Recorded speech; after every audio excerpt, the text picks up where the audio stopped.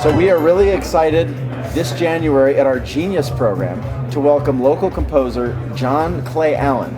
So Clay, can you tell me a little bit about your music and how it's based on Galileo, and maybe talk a little bit about your compositional style and taste?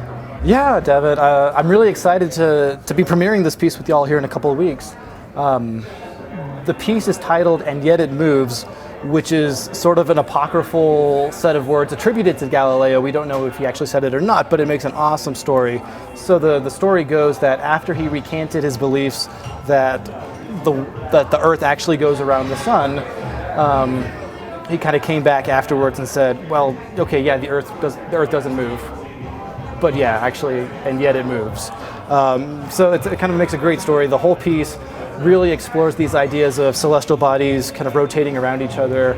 It's also, in a lot of ways, kind of a tribute to sort of us as a species, this drive that we have to explore kind of the unknown, right? These hidden secrets that we have in the universe. So the piece is kind of about the Galileo, it's kind of about this sort of human spirit, but also it's very relevant today in our own lives. There's these truths that we have to face all of the time, and sometimes it's really convenient to ignore those. And so regardless, for whatever reason, these truths that we might kind of deny or fail to embrace, they're still true whether we like it or not, and yet it moves. So. Can you talk a little bit about the role of the composer or the artist in illuminating those truths?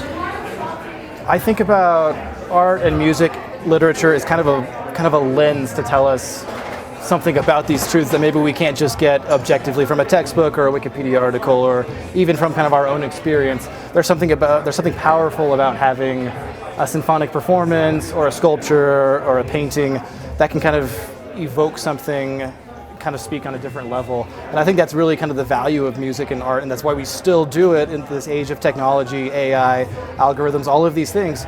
Art and music still matters because of this lens, this extra sort of step that it takes us in terms of truth. Have you written music before, like in the scientific realm or the natural realm, or do you gravitate towards purely instrumental, absolute music, or what are your preferences in that regard?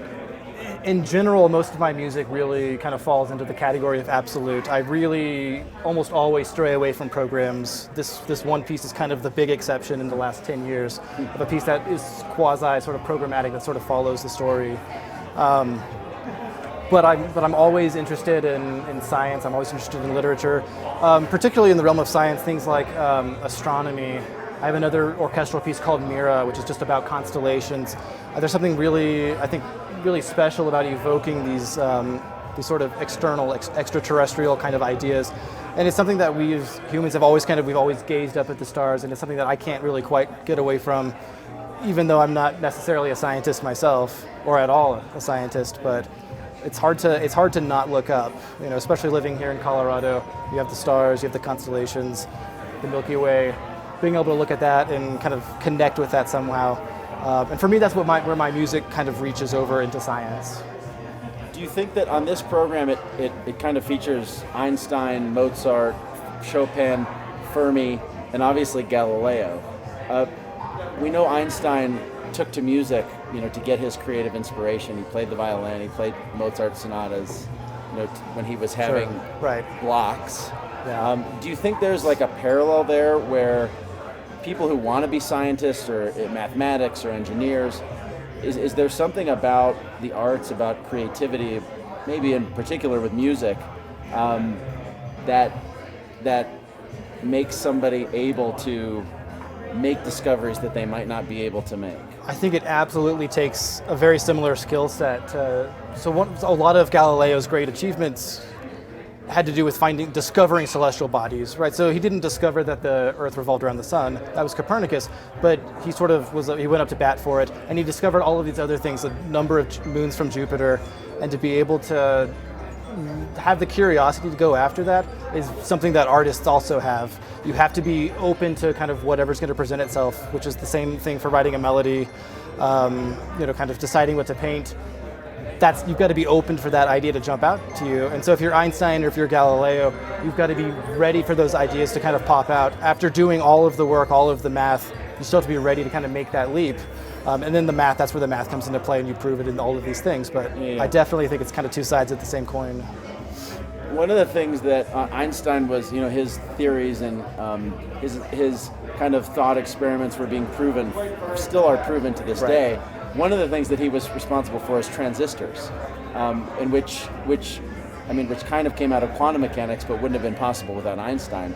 Which also leads us to, on this program, and something that you've done a little bit of, is computer music. Like, I know you've done you have incorporated some electronic elements into your music. On this particular program, one of your colleagues, Cindy McTee, the piece we're playing, Einstein's Dream, incorporates computer-generated sounds from 2005. So they're greatly out of date, but it still, of course, seems relevant and impactful and emotionally jarring and stirring in 2020.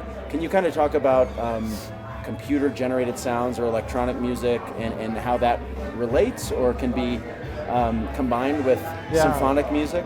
Absolutely. In my own work, I prefer to think of electronics as sort of an extension to like the acoustic domain, right? We are limited by what instruments can do, and then to use electronics and computers to sort of extend that into some other possibilities. Other composers might take kind of a different approach where they try to juxtapose the two and really kind of play up the differences. In my work, I'm really interested in making them blend and kind of using it almost as sort of a kind of a different magical sort of element to kind of hide the seams between the computer, the instruments, to really just sort of cover all of that up and let them be kind of equal partners in a lot of ways. And I think in 2020, there's just no getting around that. There's technologies everywhere, and it's such an amazing resource, and we really need to be using it. And I'm really pleased that we have this piece on this program as well, because I think it's one of the things that orchestras and opera companies are just going to need to keep embracing. So you're also, aside from being a composer, you're also a conductor and a pianist, and you have been the director of the CU Pendulum New Music Project. Can you talk a little bit about that? Yeah, so CU Pendulum New Music it's a platform for student composers at CU to present their work to audiences every month. And it's such an amazing opportunity for them to be able to write the piece and then rehearse it with really great musicians and then finally bring it into performance.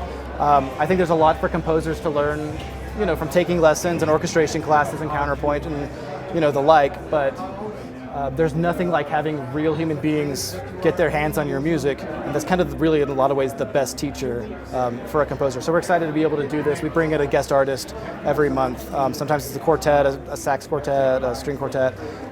We bring in guest composers. So it's just a really great opportunity for student composers. Say there's like a Vincenzo Galileo fan on the street, and he sees this, she sees this concert, kind of unsure whether to come to the performance or not. What about your music and its representation of the great Galileo and Copernicus is going to sell this guy?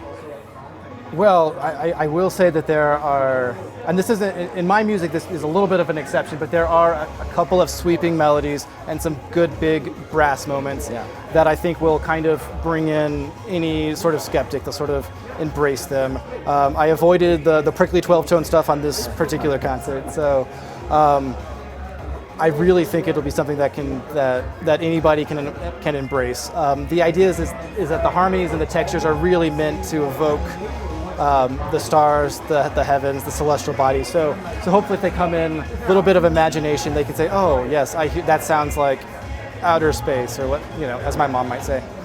Just like Beethoven and Schindler said, under a starry canopy, a heavenly Father must dwell. Exactly. Well, Clay, we're really looking forward to premiering, and yet it moves, and we hope you all will join us. Thank you, Devin.